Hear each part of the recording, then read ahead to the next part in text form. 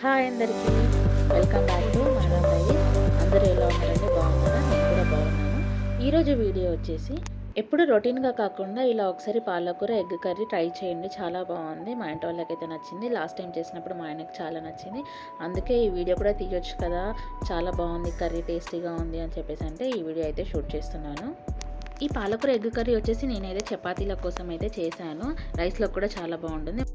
ముందుగా అయితే చపాతీల కోసము గోధుమ పిండిని అయితే కలిపి పెట్టుకున్నాను. ఈలోపు పక్కన నేనైతే పచ్చిమిర్చి, ఆనియన్స్ కావాల్సినవన్నీ పక్కన అయితే పెట్టుకున్నాను కర్రీ కోసము.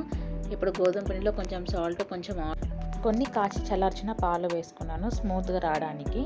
కొన్ని వాటర్ యాడ్ చేసి పిండిని అయితే కలిపి పక్కన పెట్టుకుందాము చపాతీ కోసము.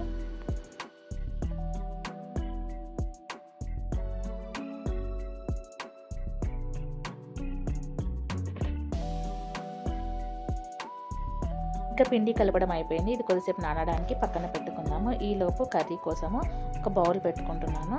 బౌల్లో ఒక 2 టేబుల్ స్పూన్ ఆయిల్ అలా వేసుకుంటున్నాము.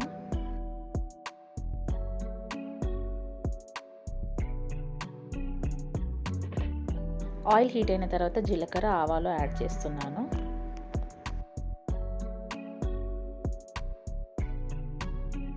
తర్వాత పచ్చిమిర్చి యాడ్ చేస్తున్నాను.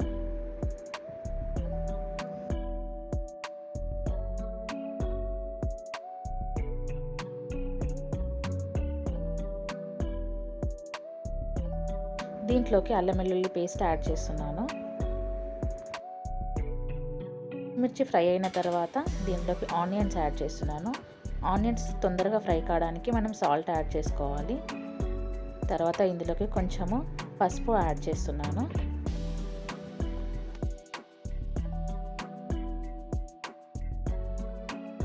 ఇంక ఇది ఫ్రై అయిన తర్వాత పాలకూరని కట్ చేసి కడిగి పెట్టుకున్న పాలకూరని అయితే యాడ్ చేస్తున్నాను. ఈ కర్రీ కోసము నేను 2 కట్టెల పాలకూర అయితే తీసుకున్నాను. ఇంకా పాలకూర ఫ్రై అయ్యేంతలోపు ఒకసారి పిండిని అయితే మంచిగా కలుపుకొని చపాతీలు అయితే ప్రిపేర్ చేసుకుందాము కలిపి పెట్టుకొని. ఇంకా కర్రీ చూస్తే పాలకూర ఫ్రై అయింది. దీంట్లోకి కారం యాడ్ చేసుకుంటున్నాను. 2 స్పూన్స్ కారం యాడ్ చేస్తున్నాను. మీరు ఎంత తింటారో దాన్ని బట్టి కారం అయితే యాడ్ చేసుకుని, నేను ఆల్రెడీ పచ్చిమిర్చి యాడ్ చేసినాను కాబట్టి కొంచెం ధనియాల పొడి కూడా యాడ్ చేశాను. ఒక విజిల్ వచ్చేంత వరకు విజిల్ అయితే పెట్టుకుంటున్నాను నేను మంచిగా ఉడకడానికి.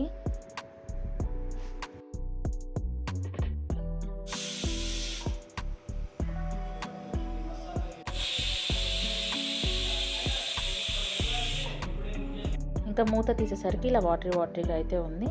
ఈ వాటర్ అంతా ఇనికిపోవాలి. దాని తర్వాత మనం ఎగ్ అనేది దీంట్లో వేయాల్సి వస్తుంది.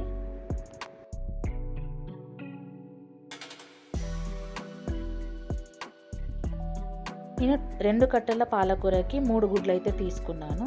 ఇంకా వాటర్ అయితే ఏం లేవు, కొంచెం కనిపిస్తున్నాయి కదా. ఈ టైంలో నేను ఎగ్స్ అయితే యాడ్ చేస్తున్నాను.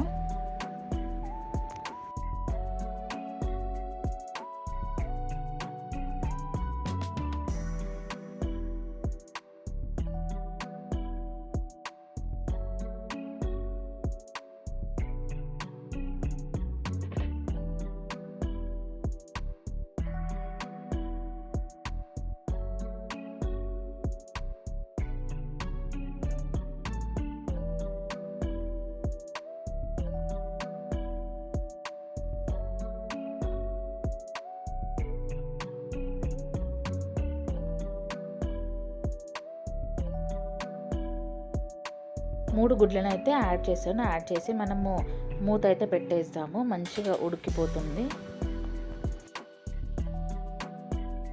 ఈ లోపైతే చపాతీ ప్రిపేర్ చేసుకుందాము.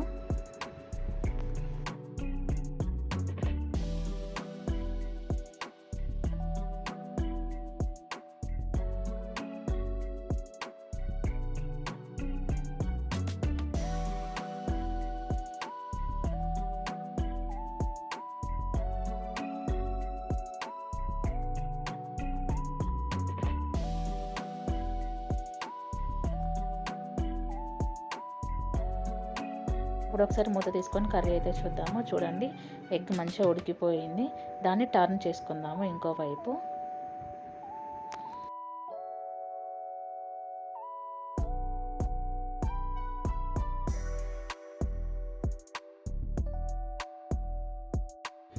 ఇంకా ఈ వైపు కూడా మంచిగా ఫ్రై అవ్వడానికి మనం మూతనైతే పెట్టేస్తున్నాను. చపాతీ అన్నాను కదా, ఒకటి పరోటా ట్రై చేద్దామని చెప్పేసి ఆయిల్ అయితే అప్లై చేశాను. ఆయిల్ అప్లై చేసి దాన్ని కట్ చేసుకొని పరోటా అయితే ట్రై చేద్దామని ట్రై చేశాను.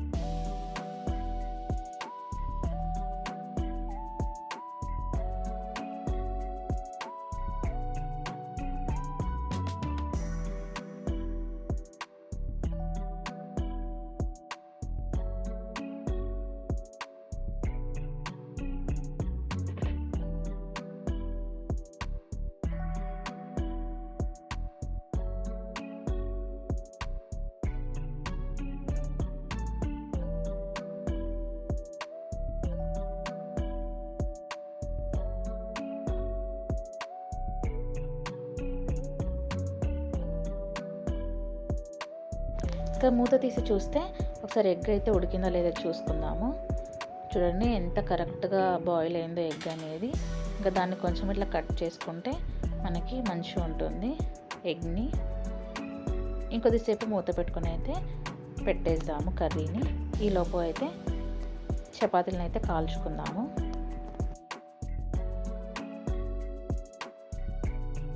ఇంకా చపాతీలను అయితే కాల్చుకుంటున్నాను. చపాతీ ప్లస్ ఈ కర్రీ చాలా బాగుంటుంది కాంబినేషన్. ఒకసారి ట్రై చేసి చూడండి, మీరు కూడా తప్పకుండా నచ్చుతుంది మీకు కూడా.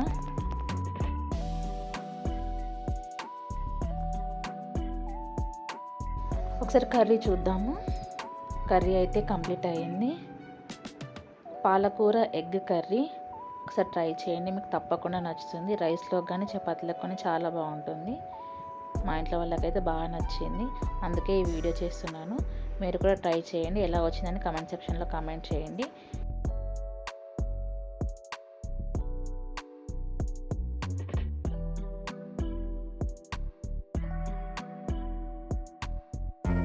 థ్యాంక్స్ ఫర్ వాచింగ్ అండి. ఈ వీడియో నచ్చితే లైక్ చేయండి, షేర్ చేయండి. మరిన్ని వీడియోస్ కోసం నా ఛానల్ని సబ్స్క్రైబ్ చేసుకోండి. Manorama diaries. Thank you so much.